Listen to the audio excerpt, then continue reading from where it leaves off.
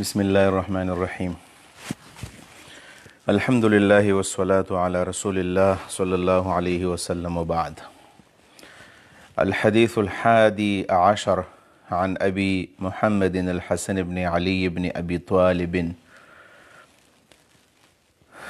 سبط رسول الله صلى الله عليه وسلم وريحانته رضي الله عنهما قال: حفظت من رسول الله صلى الله عليه وسلم: دع ما يريبك إلى ما لا يريبك إلى ما لا يريبك. رواه الترمذي والنسائي وقال الترمذي حديث حسن صحيح. دا 40 دا 11 حدیث تے یو لسم حدیث 11 11 حدیث. د دې حدیث کوم موضوع ده نو هغه ډېره زیاته په اسانه د حدیث نه معلومیږي، یعنی الاجتناب یا التورع عن الشبهات، عن الشکوک، د شکوک نه او د شبهاتو نه ځان ساتل. دا یو ډیر زیات بنیادی حدیث دی چې په دې کې دا مضمون دی چې تاسو د شکوک نه او د شبهاتو نه ځان وساتئ. اول د حدیث ترجمه کو. عن ابي محمد، روایت دی د ابو محمد، د محمد د پلار نه. څوک دی؟ الحسن بن علي، چې حسن زوی د حضرت علي رضی الله عنه دی، بن ابي طالب چې علي د ابو طالب زوی دی. د امام حسین رضی الله تعالی عنه نه دا حدیث نقل دی. دا څوک دی؟ دا دی سبط رسول الله صلی الله علیه وسلم، د نبی علیه الصلاة والسلام نوسی، وريحانته، د نبی علیه الصلاة والسلام کشمالی، رضی الله عنهما، الله دی د علي او د حسن د دواړو د راضي چې دواړه صحابه کرام دي. حدیث دی قال دا فرمای: حفظت من رسول الله صلی الله علیه وسلم، ما دا خبره یاد کړې ده، په یادو باندې ازبر کړې مې د نبی علیه الصلاة والسلام د خپل نیکه نه، چې دا به ویل: دع ما یریبک. دا حدیث د دې تلفظ دوه قسمه دی، یو د دع ما یریبک الی ما لا یریبک، راب یریبو ضرب یضربو باب دی. دویم دا چې دا یریبک دی، دع ما یریبک الی ما لا یریبک، بیا اراب یریبو ارابه، دا بیا باب فعال دی. معنی دا د دوانو یو شان. دع پرېږده وما هغه شی، یریبک یا یریبک چې تا په شک کې اچوي، کم شی چې تا په شک کې او په شبهه کې اچي هغه پرېږده وه، په یقین باندې عمل وکړه، یقیني شه باندې عمل وکړه. او الی ما لا یریبک، څه ته پرېږده وه؟ الی ما هغه څه ته پرېږده وه، لا یریبک یا لا یریبک چې تا په شک کې نه اچوي. یعنی معامله ده چې په هغې کې دوه جهت دي. یو جهت دا دی چې تا کنفیوز کوي، تا په شک کې اچوي. دا بل جهت دا دی چې تا په شک کې نه اچوي. نو هغه کوم شی چې تا په شک کې اچوي هغه پرېږده وه، څه ته پرېږده وه؟ هغه څه ته پرېږده وه چې تا په شک کې نه اچوي. دا د حدیث معنا ده. حفظت من رسول الله صلی الله علیه وسلم، ما د الله د رسول نه اورېدلی دي چې څه به ویل: دع پرېږده وه ما هغه شی، یریبک چې تا په شک کې اچوي، الی ما هغه څه ته پرېږده وه، لا یریبک چې تا په شک کې نه اچوي. اوس راځو د حدیث تشریح اول. د حضرت حسن بن علي رضی الله عنه نوم په لومبي ځل باندې راغی. حسن بن علي بن ابي طالب رضی الله تعالی عنهما، امام حسن علیه السلام، امام حسن رضی الله عنه. یو خبره خدا چې حسن ته ما امام وایو، نو بعضې خلک په دې باندې اعتراض کوي چې تاسو امام حسن ولې وایي، امام حسن ولې وایي؟ دته خو بس حسین حسن رضی الله عنه یا حسین رضی الله عنه ویل کافي دي. جواب دا دی چې موږ بخاري ته امام وایو، ابو حنیفه ته امام وایو، شافعي ته امام وایو، ترمذي ته امام وایو. نو دا خو ډېر واړه خلک دی، دا ټول امامان څلور واړه، دا د سوونو په تعداد کې، دا د محدثین، دا د احادیثو امامان، دا ټول چې موږ راجمع کړو یو حسن ته نه رسېږي. د حسن د خپو دوړو ته نه رسېږي، ځکه دومره لوی انسان دی، امام نه دی. دویمه دا ده چې حسن رضی الله عنه خلافت باقاعده کړی دی، د حضرت علي رضی الله عنه د وفات نه وروسته 6 میاشتې خلافت کړی دی. یا حسین ته که سړی امام وي، امام حسین، نو بعضې خلک په دې باندې اعتراض کوي دا د شیعګانو اصطلاح ده.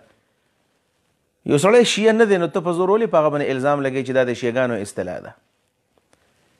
امام یو سړی عام کس ته ویلی شي، بخاري، مسلم، ترمذي ته سړی امام وایو، نو خیر دی که چا حسین او حسن ته امام وایو، حالا کې حقیقت کې امامان حسن او حسین دي. ځکه چې حدیث مبارک راغلی دی، نبی علیه الصلاة والسلام فرمایي الحسن والحسین سیدا شباب اهل الجنه. حسن حسین به د جنت د شبابانو سرداران به، امامان به، مشران به.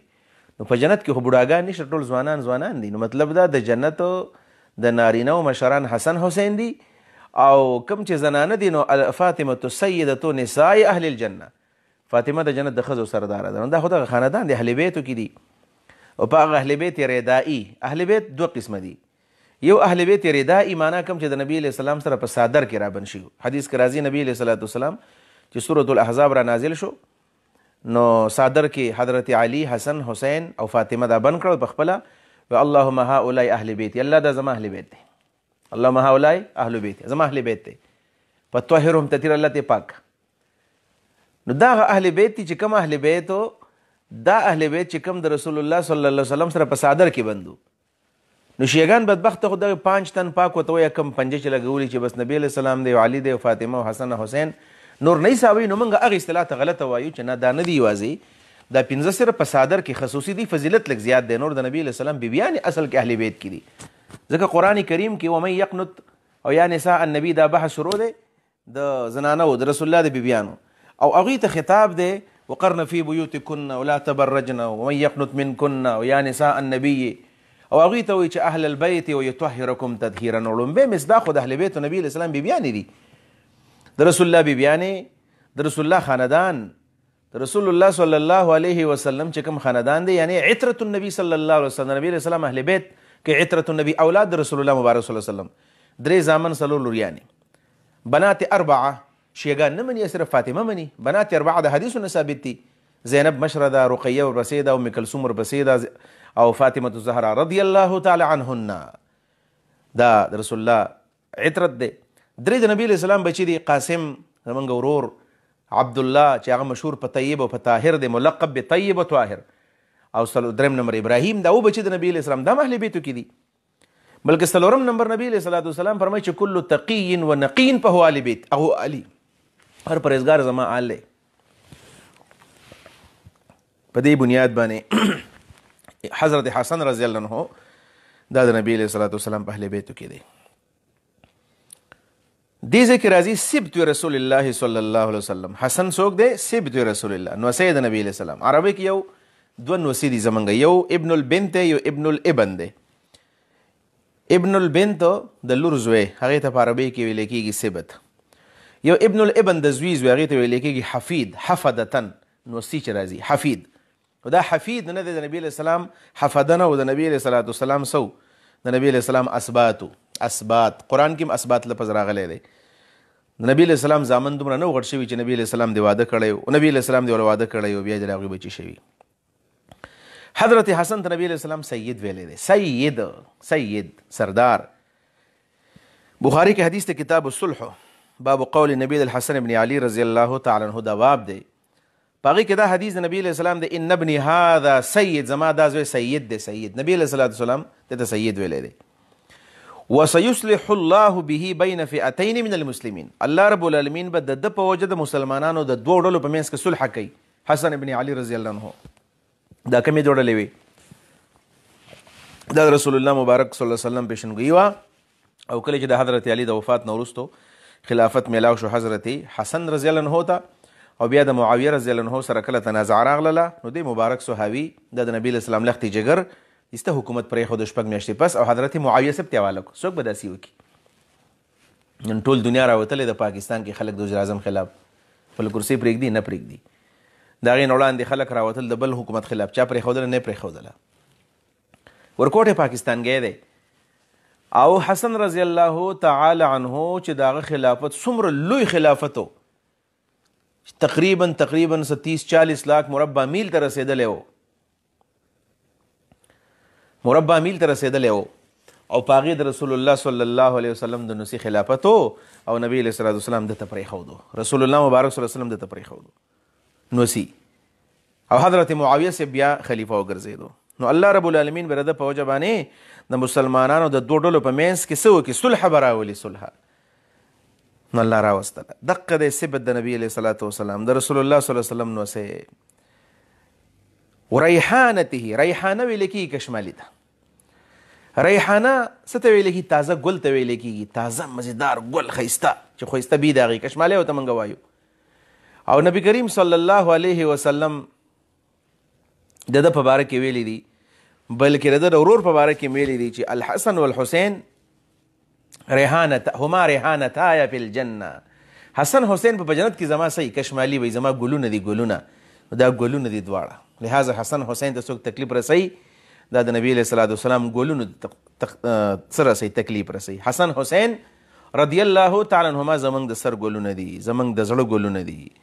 نبی علیه السلام نه مې صحیح ذکر حافظت من رسول الله صلی الله علیه وسلم، ما د الله د رسول نه اورېدلی دي صلی الله علیه وسلم، دع ما یریبک، پرېږده هغه شی چې تا په شک کې اچوي، الی ما لا یریبک، هغه څه ته پرېږدي چې تا په شک کې نه اچوي.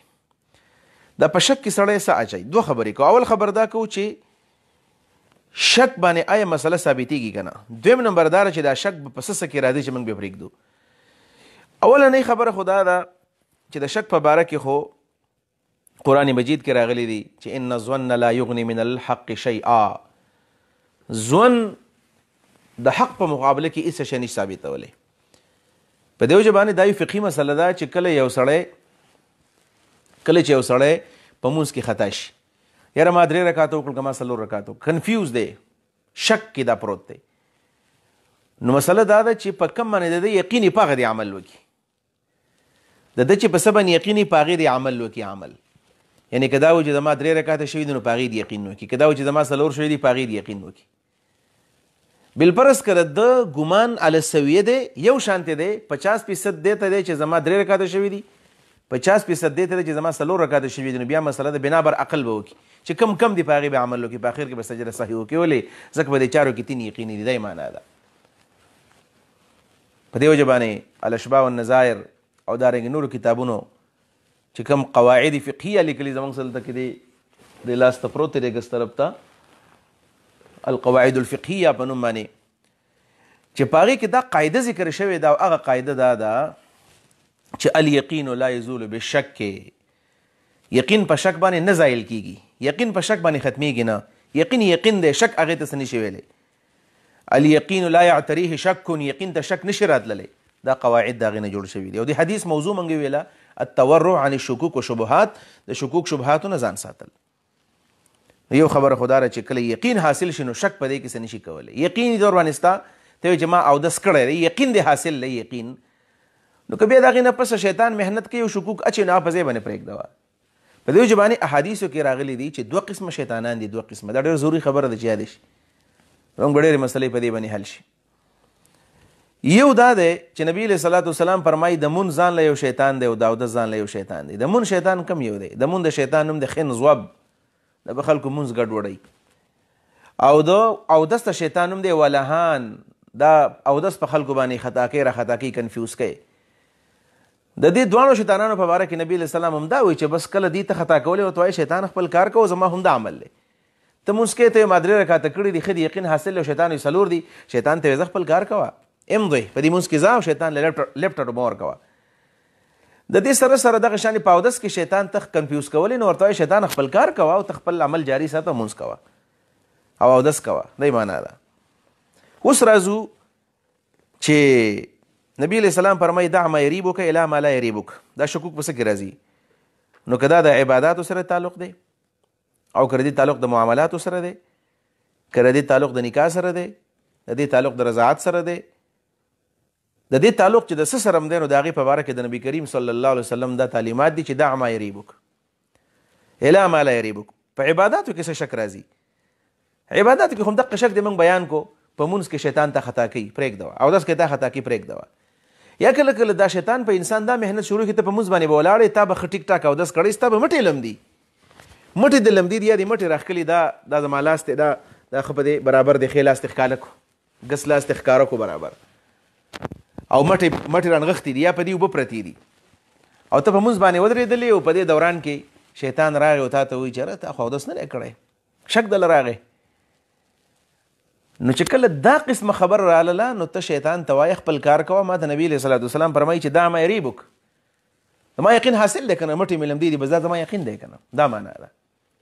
یا دغه شانې په روژه کې دی، سړی کله راپاسو دا مرۍ هسې یخه کېږي، غرمه ده، یاره دا ما د چېرته اوبس کړي دي کولی زما دا مرۍ داسې یخه یخه کېږي یا دا چې اودس دې وکړو تا ښه احتیاط وکړو چې تا په دې اودس کې اوبه تېرې کړي نه دي او تا ته شک راځي چې یاره څنګه چل دی چې ما به دا اوبه مې څښلې دي که نه چېرته زما چېرته اوبه نه دي تېرې شوي نو پرېږده هېڅ خبره نه ده دغه شان په حج کې په روژه کې په زکات کې ډېر زیات شکوک دي د شکوک په باره کې دغه خبره یاده کړه چې دا ما یریب پرېږده بس الله ته وسپاره الله یې قبلې کړي دا عبادت موږ د الله دپاره کوو دا د شیطان دپاره نه کوو شیطان دې پرې نه خوشحالېږي که نه شیطان دې پرې خفه شي بلکې دین خو وایي د شیطان موږ خفه کړو په دې باندې نو دا معنا ده چې دا ما یریب وکړو د دې سره سره په معاملاتو کې زموږ معاملات دي که نه بیع شرا د اخیستل خرڅول یاره چې ما تاله پیسې ما خو تاله پیسې درکړي دي که نه مې دي درکړي دا 1 کیلو مې واغستل که 2 کیلو مې واغستل دا معاملات دا د نکاح سره تعلق ساتونکي خبرې د طلاق سره متعلق خبرې د رضاعت سره تعلق لرونکي خبرې رضاعت کې دا مسلې خاص کر راځي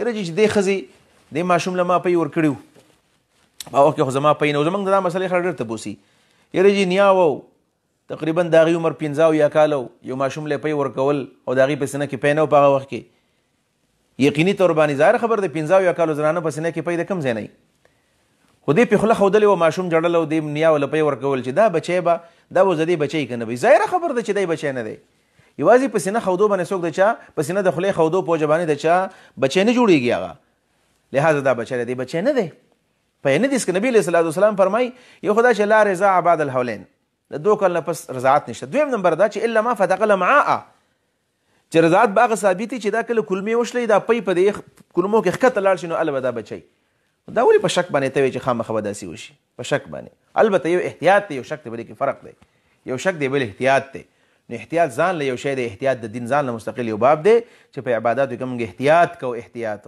یعنی به طور مثال سړی بار بار کنفیوز کېږي چې زما یاره زما به اودس وکړه زما به اودس نه دا خاص کر په دې مونځ کې کله کله یاره اودس مې وي که نه به وي نو احتیاط دا دی چې ورشه اودس وکړه ځکه مې بي چې ستا اودس نه البته شک بیل شی دی چې شته وکړو نشته خو ستا مخ لوند ته وي نشته دا شک دی شک مه کوه او احتیاط وکړه نو احتیاط د دین باب دی مستقل طور باندې دا حدیث په دې باب کې یو د نس حیثیت لري چې شک په دین کې اډو صحیح حیثیت نه لري دع ما یریبک الی ما لا یریبک دغه شانې یاره زما دا کپړې دي یاره ما امتیازې کولې ما ته به دارې شوي که نه به شوي نو ولې تاسې په شک باندې خپل ځان په زور باندې خرابوئ چې امتیازې به شوي که نه به شوي یاره ما اودس داسې په پراپر طریقه باندې به وچ کړی و که نه به وچ کړی آی زما نه به چېرته څه څاڅکې په دې کپړو باندې لګېدلي که نه به یې لګېدلي دا زه په لار روان وم هلته ګاډي دارې وکړې دا به ما ته لګېدلي که نه به یې لګېدلي دا قسمه خبرې چې دي د دې څه اهمیت دومره نشته دی د دومره اهمیت نشته دی بل زموږ په دین کې الحمدلله ډېر سهولتونه دي ډېر زیات سهولتونه دي هغه سهولتونو ته کتل غواړي د رسول الله صلی الله علیه وسلم یو زنانه راله یا رسول الله صلی الله علیه وسلم زما کمیس ډېر اوږد دی